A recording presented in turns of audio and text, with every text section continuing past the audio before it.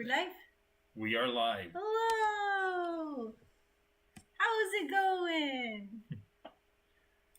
Hey, there we are. It feels like it's been It's a the long... us. It is the us. Feels like it's been a long time.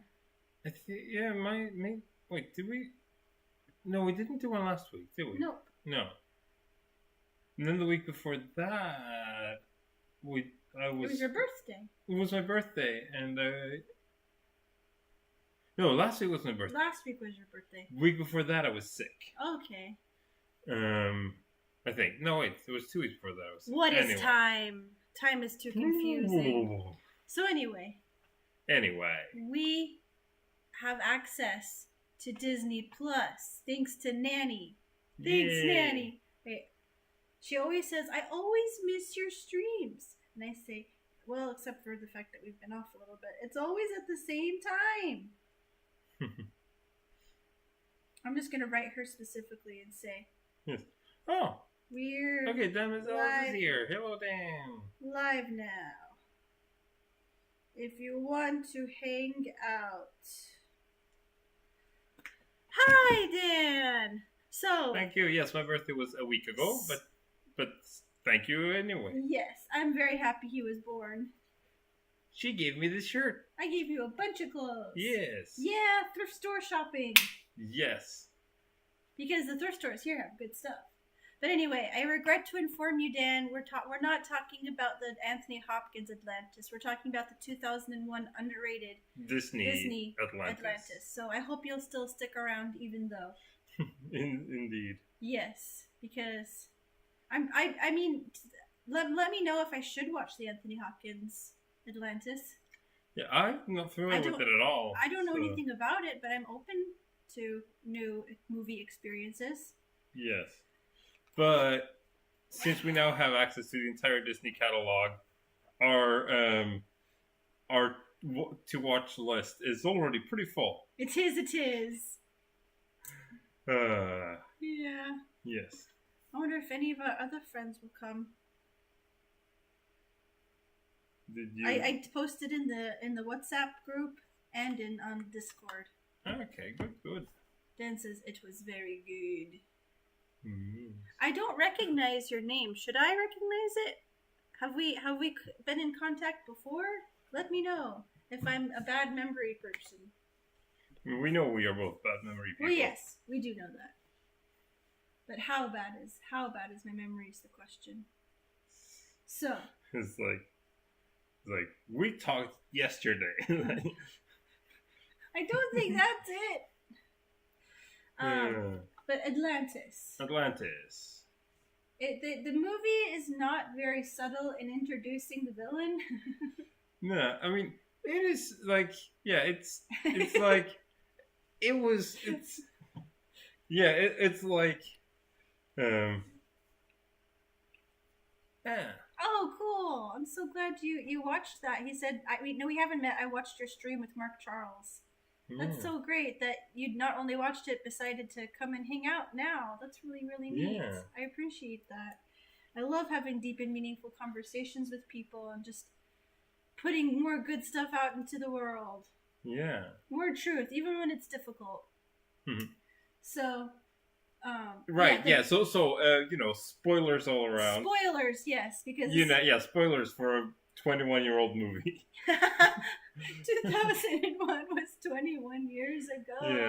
Yeah. I feel like I'm the kind of person who's like, I'm very picky about spoilers, but I feel like 20 years is a pretty reasonable statute of limitations. Yeah. Although spoilers. I still have been avoiding spoilers for the Star Wars movies that came out probably almost 20 years ago now. No. That would be the prequel trilogy. Yeah. You've seen those, right? I have seen those, but isn't it coming up on 20 years? No. Okay, we're not that old. No. But yeah. So we were talking about the bad guy in Atlantis. Yeah. Who is like, I mean, it is also like, it's not like he's not that big of a twist villain. No. Like it's like it is like heavily implied and like quite a bit before, and it's hinted at like in his first scene when he talks about like their their adventure being profitable. It's Oh like, yes, yeah, I'm sure this thing will be very profitable. yeah. I can't remember exactly how he says it, but it's something along those lines where it was just like, yep, yep, he's definitely gonna turn out bad. It's like, It's so interesting to see who is depicted as the bad guy in Disney movies. I was just thinking about that. Like, he's buff, he's white, he's military, he's old but not too old to be athletic. yeah, yeah. I mean, that's just, you know, this is why this that's why this was a flop. It was the capitalist military veteran who was the bad guy. Or it just people just weren't ready for it. Yeah, But like, yeah. Like I think it would do much better today. That's what like I really think like stop making live action remakes of movies that were successful the first time. Like you're never gonna have more success than the original did. Atlantis is a good movie that didn't get the success it deserved. Remake that one. yeah, but it's so hard for people to get the money that they need to fund Yeah. their projects. Like, I had a conversation with a guy who wants to make his own movies. Yeah, but And this is Disney. They yeah, can yeah. afford it. Yeah, but I think even so, they still have to have a degree of this has got to be guaranteed to get as much money as you want to get to make it. Yeah. But anyway, that's not what I wanted to talk about. No.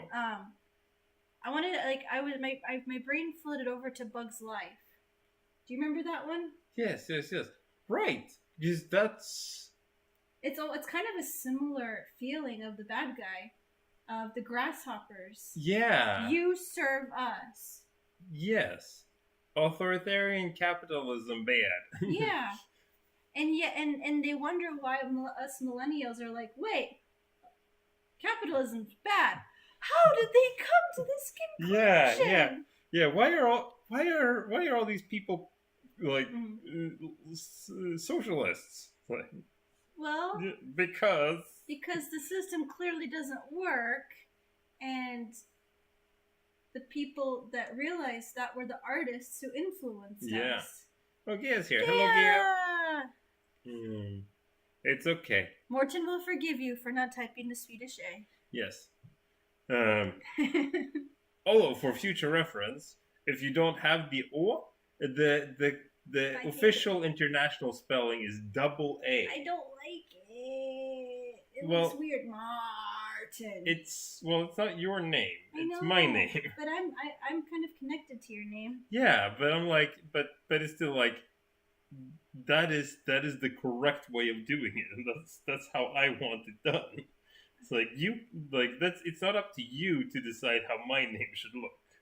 You know, that's. But I can still have an opinion about it. Yeah, but yeah, it's just it still feels weird to me that you are like that you are like vocally opposed to me spelling my name correctly in the way I prefer it. Like, that doesn't feel right. I understand that, but double A still looks weird. It's Anyway. Gaia says thanks for forgiving me. I don't have emojis easily. Oh, that reminds me. I just realized where's the Carmen's? the chat viewers and sometimes it just doesn't. Need to refresh it. It's warm in here. I think. So not. Why are you not? You're on the right account. Martin is trying to get the comments to show up on the screen. Yes. But for some reason, it isn't doing it. Wait. Oh. Now it's saying Connect to Google. So insufficient permissions.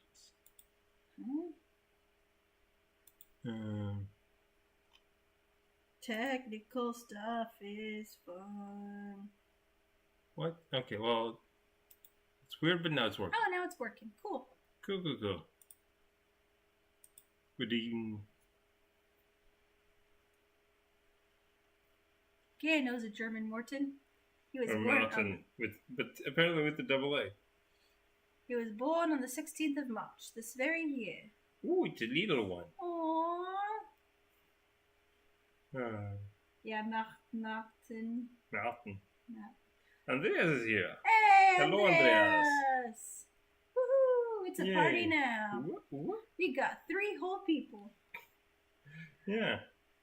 3 is better than 0. 3's a crowd.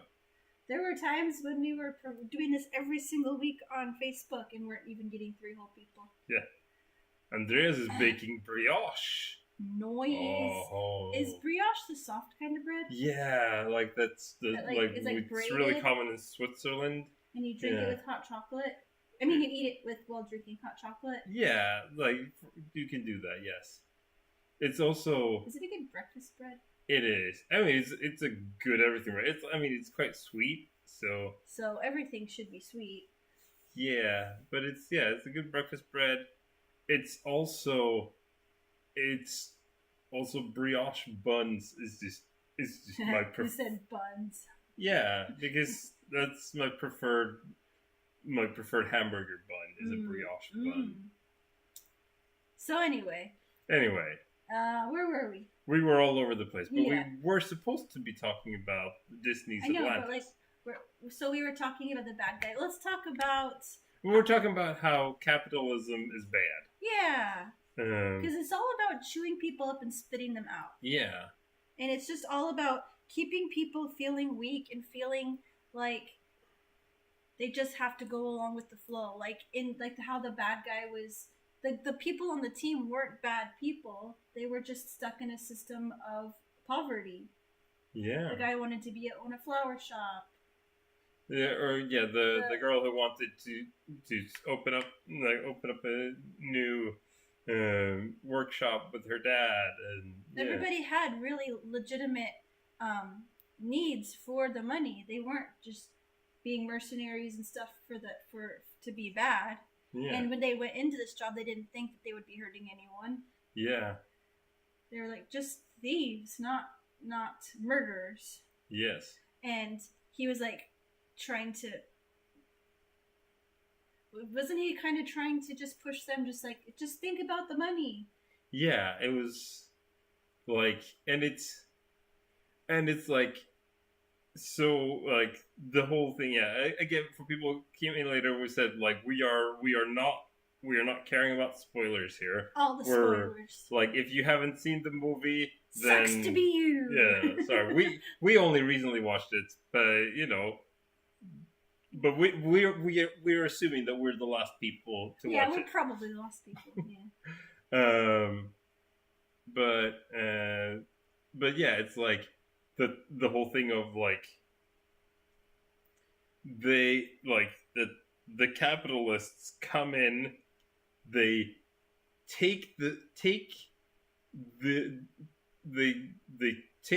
what makes the local people connected to their past and their culture, and they remove it with complete disregard for how that will affect the people, and then just leave to collect their profit. Wow, isn't that kind of like what we've done in what America's done in the Middle East in lots of countries? Oh yeah, I mean, it's also what in Central America. It's also what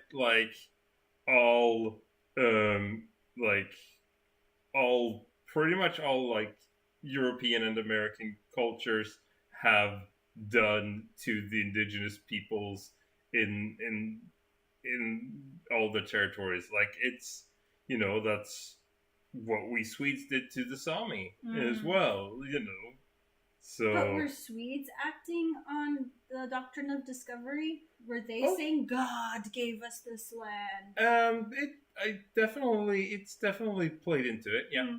And it's like the military character, he wouldn't give two rips about God, but whatever it takes to get what you want. If other people need to go to sleep better at night, thinking that they're doing it in some God's name, Yeah. at least he still gets what he wants. Yeah. It's like that scene of he's admiring this beautiful column. He's like, "Wow, this must have taken so long to carve." And he's like, "There, I made a bridge." Took me. Yeah, like yes. Throws a stick of dynamite underneath it, falls over. I made a bridge. It took me 10 seconds tops. Yeah, just that disregard. But then going into the shame of the father, the king. Yes, yeah. That was what we were really excited to talk about. Super deep spoilers is that he himself, because it turns out that the king tried to build an empire and failed. Yeah, he realized he could weaponize the power source, this big, shiny, blue, glowy crystal. Yeah, he tried to weaponize it. He tried to basically take over the world, and he failed, and that's what sunk Atlantis. And then it's revealed that, in that cataclysm, they lost, the ability to read. No one who could actually read their ancient writings survived the disaster, and which what I just realized there's a massive plot hole there. Oh, because since the book that led them there, referenced all of the entire path and the perils of getting there through to Atlantis at the bottom of the sea, and it was written in Atlantean. Who wrote it? Yeah. Well, did his grandfather write it? No, his grandfather was. Yeah, wait, huh? That's actually a massive plot hole. Don't think about it too much. Suspense of belief. Or it could be that there was a scholar left who could still read and write, and who decided to leave after the fact. He's just left. Living in New York City. Well, or he's probably long dead. Oh right, long dead. It was 8,000 years. And since he would no longer have been connected to the crystal, the crystal's what gives them the long life. Yes. So when the king tried to weaponize these things, these blowy crystal that makes everybody have blue eyes and awesome tattoos. Yeah. His wife sacrificed herself. She was caught up into the light, and she basically gave her life to. Yeah, basically the crystal is intelligent in a sense, but it doesn't have full it isn't a full person. It just has a sort of a form of consciousness, but the crystal basically decided to take action, and to do that it needed a human host, and it took the queen, and she had the little baby girl that was just a toddler. Kita, was that her name? Yes, Kita. And as she was ascending into the orb, the little girl was reaching for her and lost her bracelet. Her mom had her bracelet in her hand. Yeah. And oh man, just that scene, just that kind of goodbye. And they come in, they take over, they start just throwing their weight around, threatening everyone with their weapons. So they follow this map, they find the source, and it's the source of everything has been hiding in this underground cavern, underneath the throne room of the king, and we realized that,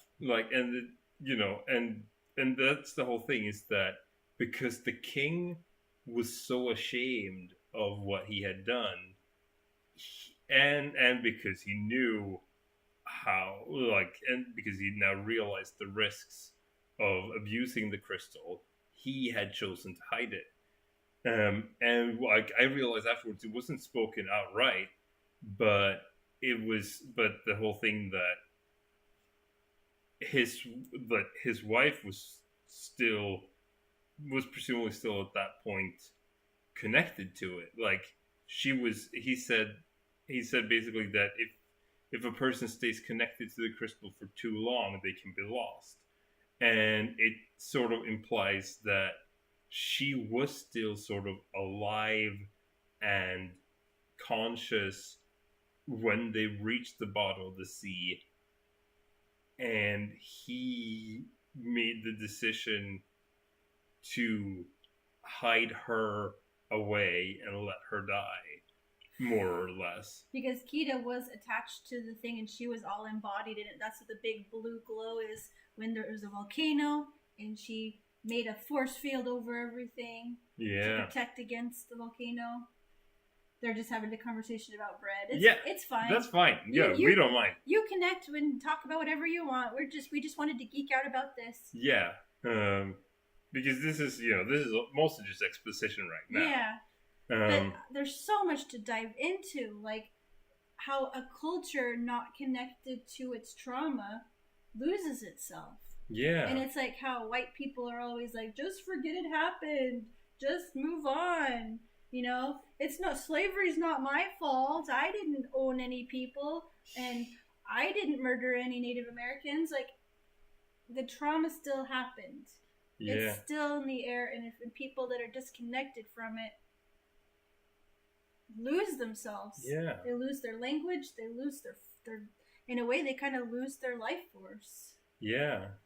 And that's what what the big part of the plot is about, is just that because the Atlanteans are no longer like directly in contact with the crystal that's their power source, and have lost their written language, like, and they are no longer connecting to their culture, and they are wasting away. Yeah. They don't even know how to use their cool hover.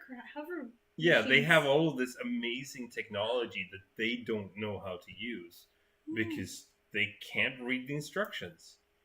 Like, how arrogant is it to think like, oh, just because this thing is old and not like something we know, it must be so much less than what we have. Yeah. Yeah, it's so interesting. It's all so many things. It's like people had their ways of gathering water and growing crops, but then they got displaced. Then white people came and were like, we will build wells for you. Yeah. And they lost their way of doing things. Yep. And it's like, it's one of those things that it's like also interesting. Now, in this case, of course, there was a supernatural, element to this.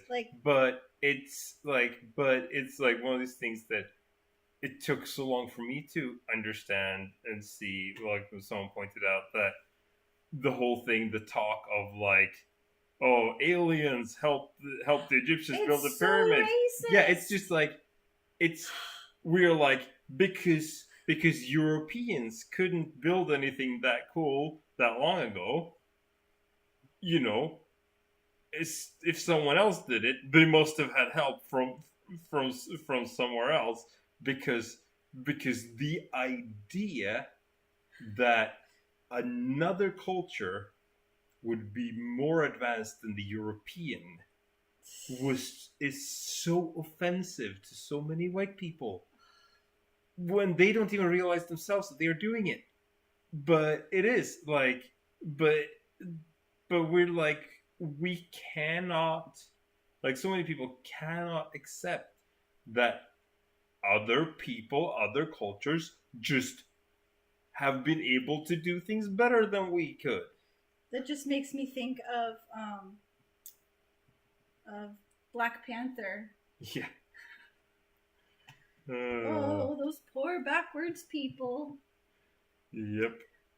I would really understand why they would feel like, why should we share our resources with them when they underestimate us and treat us so badly. Yeah. it was sort of funny, you know. But there are some like people, you know, completely misunderstanding movies and things like that. Oh. Just People going into misunderstanding things? yeah, going into Black Panther, that there were people who were like, you know, hey, you know, Black Panther is, you know, is a MAGA movie or whatever. Because What? yeah, because like you know, they're isolationists. They are their own culture first. It's like yes, but the whole point of the movie is him learning and realizing that that's wrong and it needs to change. Like you can't say that it's pro your position when that's the starting position of the movie. And the whole point of the movie is unlearning that behavior. It's like you just like you can't watch the first 5 minutes of a movie and declare that it supports your position. But that MAGA heresy is just so ridiculous. It was like with talking about with Mark Charles, like yeah, with Trump wanted to make America great again. Biden said America's already great. Both of them are lies. Both of them. Because no culture that is based on exploiting others can ever be considered great. Yeah. Isn't it such an interesting thing though when the bad guy of the movie says something that is so true that really just points out a reality? Do you know what I'm referring to?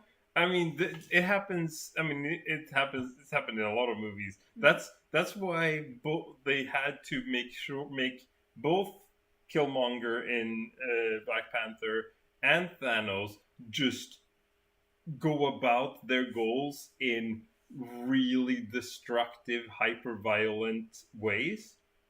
Because if they didn't, we would agree with them. Right, because Killmonger made a lot of sense. Yeah, and like honestly, like Thanos's like basic premise of we are exploiting our resources in a way that is not sustainable is also absolutely true. Are there solutions to those problems? Correct? Absolutely not. Don't include wiping out a third of half of humanity. That was actually I saw this really interesting thing that was like there's this YouTube channel that like this shorts with just little bits of movie trivia. Did you know? Yes, and it pointed out I mean, I guess if you should properly credit people, it's Alan Tsai I'm pretty sure is what the channel is called. Anyway, pointed out that in the original Guardians of the Galaxy, when the Guardians are like being processed by law enforcement, like the info box that pops up for Gamora states that she is the last survivor of her people. Oh. Meaning that, you know, Thanos did his whole thing of like, I'm creating balance by destroying, like by removing half of the population. And then he never bothered to go back and check if it actually worked. And it didn't. The entire civilization collapsed and they are all gone except for her. It's like, yeah. So, you know, not great. And then he brainwashed her into loving him as a father. Yeah, well, but she never fully fell for it. But anyway, in the same way, I wanted to point out the truth that the bad guy in Atlantis said. If we were to say, come on, if we were to give back all the stolen artifacts, there wouldn't be any more museums. Oh yes, you're right. Yes, if you made if we were to give back every stolen artifact, we would be left with an empty museum. Yep. Mm-hmm. that is a truth. But again, yes, you have a completely correct premise, a terrible conclusion. But like, when does it become for science and history, and when is it grave robbing? That was at what point does it stop being desecration and start being archaeology? Because most people agree that there is such a point, but it's hard to agree. It's hard to know where, and yeah, it's like because they were expecting Atlantis to be empty and devoid of life, and that would have made it right, or would it? I mean, it seems like if nobody was there and there's a source, like, I don't think it would be too bad to take it if it maybe helped other people. If it's not serving anyone any purpose, it could serve a purpose somewhere else. Yeah, and that's the thing too. Yeah, and it's like because the world's complicated. Yeah, and there's so much beauty in that. It's not. There's wonder. There's mystery. There's gray. Ooh, I've forgotten about the chat, and then I see Sarah's here. Oh, that's so cool. Yeah, sure. There can be archetypal themes that can be applied because there's a formula that stories follow. Yeah, but it is really interesting, like the whole thing of how. Do you know who Sarah is? Yeah, she leaves wonderful, wonderful comments on my videos. Cool. Yeah. Yeah. But yeah, there's like a lot of. But it is interesting to see like which archetypes they choose. Like people put like the archetypes, like the tropes. It's the terms often used about these things. Like a creator chooses to put into their work, and it's like super fascinating to see that. It's like, this is like a blatantly I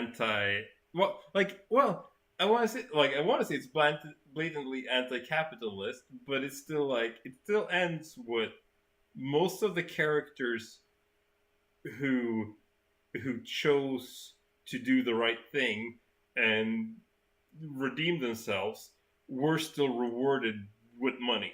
Yeah. Like it was like it was still like so it was like if you're nice, then you it's cool for you to be a capitalist, which is like bit of a hollow moral. But it's just such a trope in movies, the bad guy gets theirs. Yeah. The good guys get the girl, the boy, whatever, the money. Yeah. And like that's the happiest ending that they can think of. Yeah. But I really like that like the main characters did not do the like I said that it's like it's really cool. At the end. Yeah, there is as far as I tell, there was a single kiss in the movie, and it was a kiss on the cheek, and it was not in any way romantic. It was a like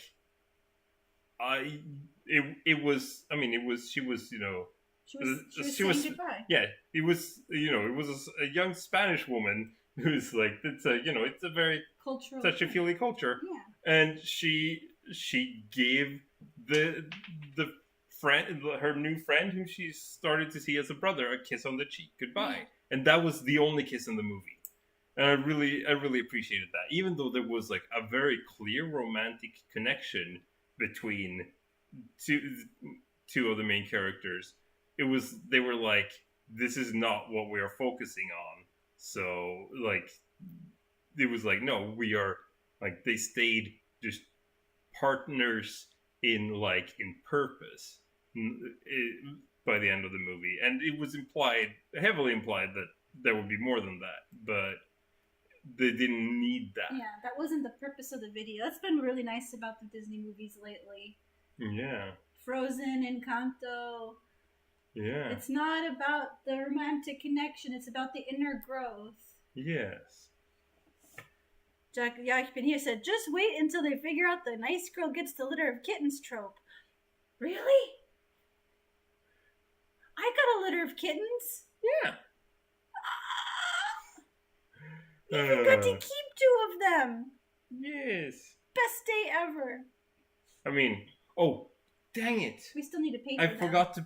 I need to. Yeah, I need to. Yeah. There are illegitimate children because we haven't paid for them. Yes. Oops. That's the thing I need to do. Yeah, we were gonna talk about Encanto and Soul, but then we had watched this one more recently, so it was more fresh in our minds. But I still want to talk about them. Yeah, there are so many There's movies so to much talk to talk about. It's so meaningful and so much to dig into. Woo! Yeah. Why am I doing this? That's a weird gesture. It's so refreshing that writers have been deviating from the narrative. Yeah. It's cool that we are getting more and the thing is there have always been writers who have deviated from the tropes and the accepted archetypes, but it's always been hard for them to get into the mainstream. But that's the thing, there are so many things where people are like, oh well, it was a different time back then, people didn't know. It's like there were plenty of people who were very aware, and it was just that no one listened to them. Oh my goodness, that makes me think about the fascinating video I told you about, that the Disney villains of the olden days were all based on queer stereotypes. Yes. The evil queen, a bold, assertive, domineering woman, that wasn't allowed in those days. Yeah. Scar, effeminate, dramatic. Ursula, she was Hades. Oh yeah. So I love this. There's this great meme that's been going around that's like of Hades, like when Meg is like talking about Hercules, like, well, he's different, and he goes, he's a guy, and so I was like, Hades was so the sassy gay friend. I was like, of course he's gay. He's flaming. I need to watch that again. It's been 100 jillion years.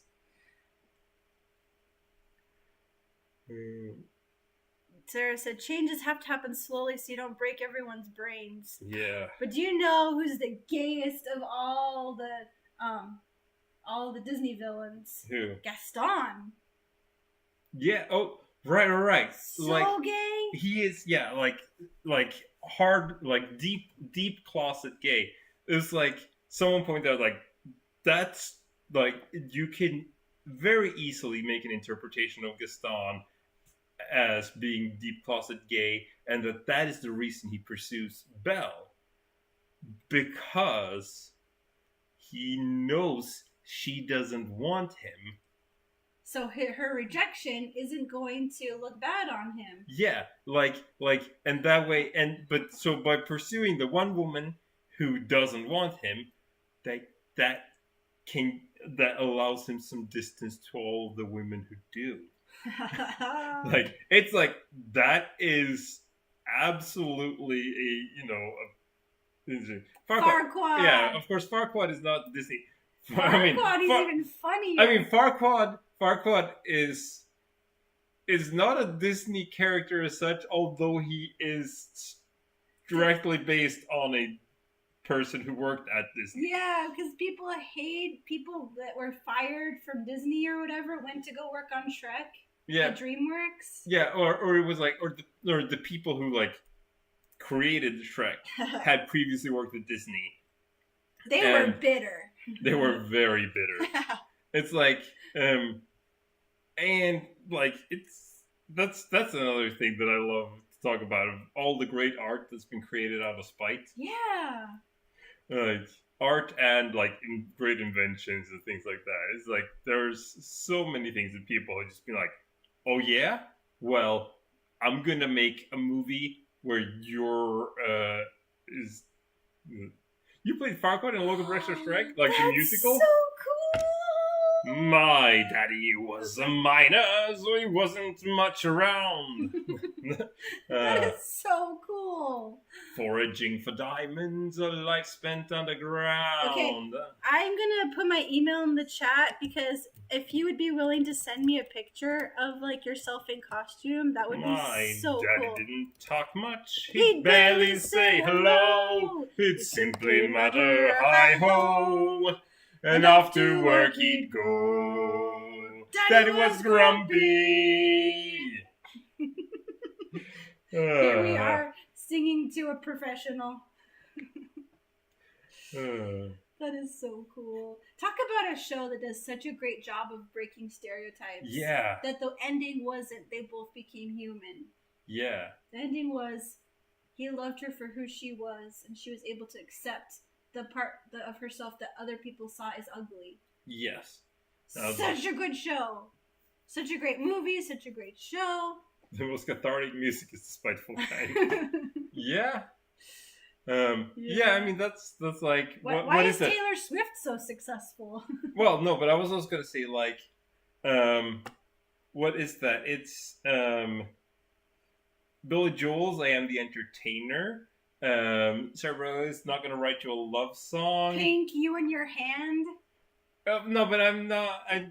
Because I think like a lot of stuff that both Prince and David Bowie did was all created as subtle ways to like subtle or not so subtle like jabs at their record companies.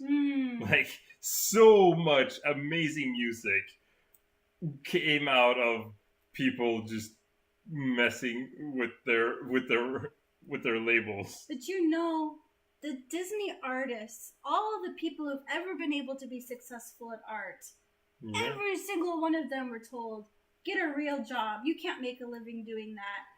Like every single act of art out there is in spite to the system that says art doesn't matter.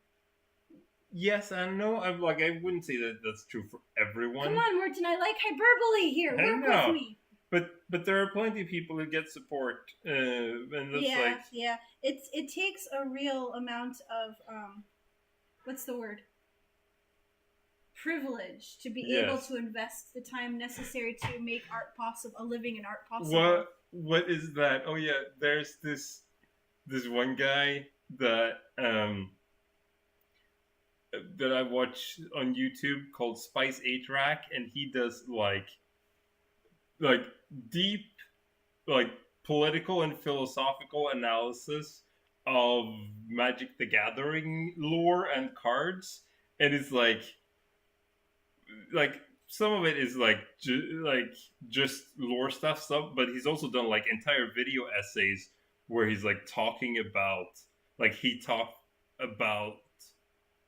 because there was like some cards that were like depicting like anarchy and such, and then he used those to talk about popular depictions of anarchy, what the actual goal of the philosophy of anarchy is, and then brought that into the whole movement of like defund, restructure the police, and explained that from that perspective. But anyway, the whole point of that is that like at the end of each of his videos, he reads out the names of his Patreon supporters because that's how he makes a living. And one of his patrons lists always, like when they send their donation, lists it under the name, I am only reading this because our society does not intrinsically value artistic expression. Nice. So he gets to say that in his credits sequence every time. I love it. It's like, yep. But yeah, it's still like for anybody who isn't born in that 0.001% where they can pursue all of their art with all of their time. Anybody who doesn't have that privilege, it is an act of rebellion. To create. Yeah. And it's like, so much like that, and it's like, and it's the whole like argument about expression and the right to express yourself and the importance to express yourself and things, and that brings us back to Atlantis and connecting to your culture and your past and things like that. That it's like that without cultural expression, the people perish. They just fade away. Dude! Yes. It just brings me back to my conversation with Mark Charles. Yeah. His family grew up with that mentality of kill the Indian to save the man. Yeah. And it's the exact same rhetoric they use for LGBTQ people. Kill the gay to save the man. Yep. Or the gender, you know? If they just made you more into a boy, then you wouldn't be interested in other boys. It's all about control. Yep. And it's just this. Yeah, so many flawed ideas about how people work and things like that, and it's just that we need to be able to tell the truth and and express our view of things, because that's the thing. And what is that? Pretty sure I'm pretty sure it's a Casting Crowns song, because most of the a lot of the actual good Christian music is Casting Crowns. Because where they yeah, I'm pretty sure it's their song. It's City on a Hill. Oh. Yeah. Oh, that song is intense. Because it's about did you see the city on a hill? One old man said to the other, it once was shining and it would be shining still, but they all started turning on each other. And it's about how the soldiers think the poets are weak, and the poets think these people are shallow, and this, that, and the other. But it's but a soldier needs a poet to inspire them, and a poet and it's and the old need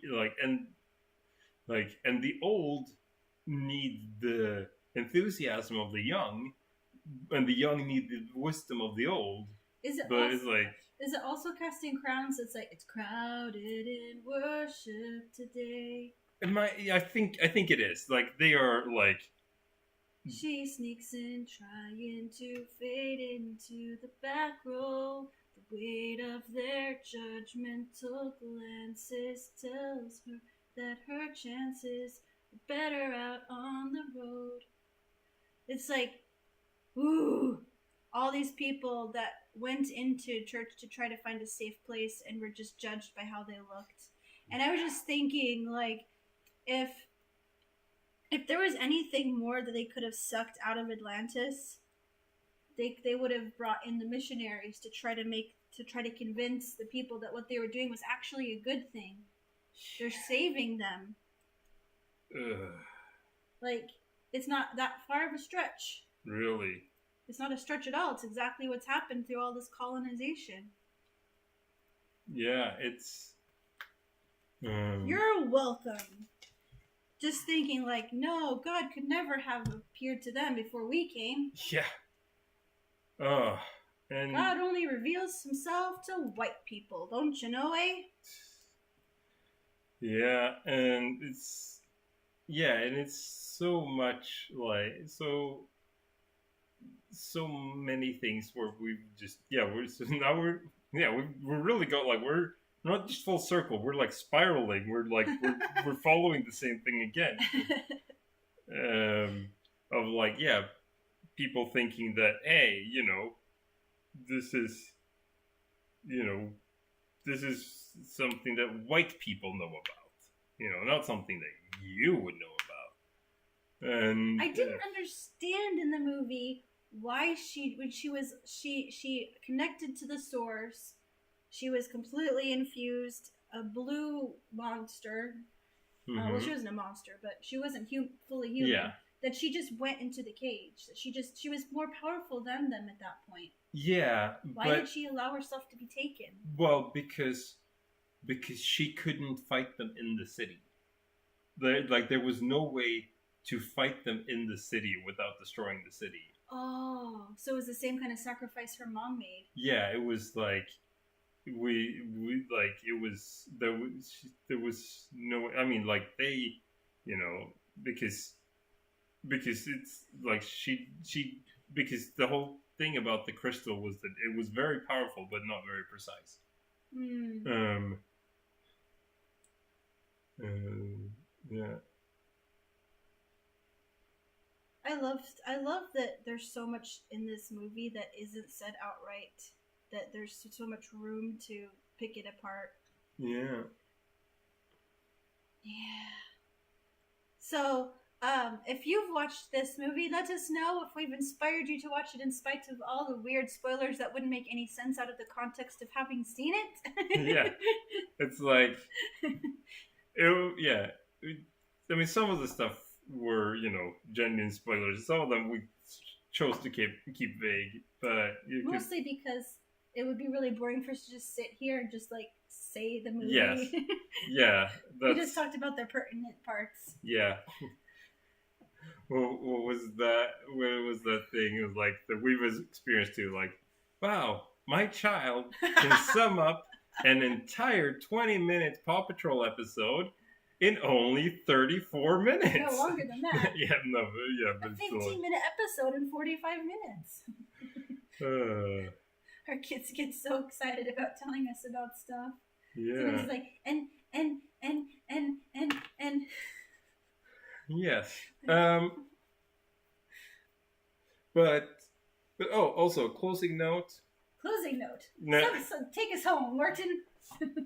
Like, I believe that The Incredibles is set in the same universe as Atlantis, and I will not elaborate.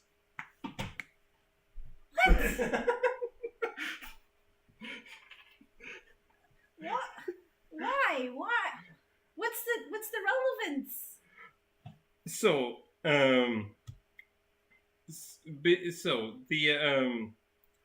the Incredibles is like set in the 60s. Mm-hmm. And I think still Atlantis is set in like 1915, which means that most of the first generation of superheroes would have been born not too long after the surface world and Atlantis came back into contact with each other, and we have no clue what the sort of effects bringing the Atlantis crystals back into contact with the wider civilization might have. We don't know in The Incredibles. I'm pretty sure it's never properly stated where the supers come from. So we have a mysterious, mystical, powerful force that has been reawakened, and then soon thereafter we have people being born with superpowers. How does the first Incredibles movie end? And the second one begin? That was 100 years ago. I am the Underminer. Oh, the miner. The mole. Yeah, it looks like it's basically just a slightly updated version of the exact same technology that Mole used to get them into Atlantis. Oh. Yeah. Genius. And so some people like I checked online to see if anyone else had to say, and the only part of it that people had like they did not elaborate, but some people had made the connection between the Mole and the Underminer, and have even suggested that Underminer might even be Mole because he was given an Atlantis crystal, which gives the wearer longevity. But you only get the longevity if it's directly connected to the source. Yeah, but we don't know exactly. So it's it's a bit. It's that one. Yeah, that was shaky. I prefer. My theory is instead just that the Underminers somehow stumbled upon the Mole's old tech and then updated and added to it and then used it to become a supervillain. Well, or they might be related, but they might be. I mean, he was a weird creature. He was very weird. All right. Thank you so much for spending this time with us. It was meaningful. It was silly. It was random. It was all over the place. Yes. It was us. It was so us. It was like, let's make some silly jokes, and then let's talk about the evils of capitalism. Like you do. It's really. I mean, I guess it's more about the like it's especially the evils Of exploit. of capitalism as expressed through exploitative colonialism. Yeah. But the thing is, it is very hard to express capitalism in any other way. Because it's just like that movie In Time. Really good movie with Justin Timberlake. In order for a few people to live forever, a lot of people have to die. Yep. Also, who would have thought that really good movie starring Justin Timberlake would be a thing that you could say? Ever since we saw that movie, we've said that. Yeah. All right. Well, thank you so much. Hugs. Have a good one. Masters of Death. I don't feel like putting my nose up to the screen.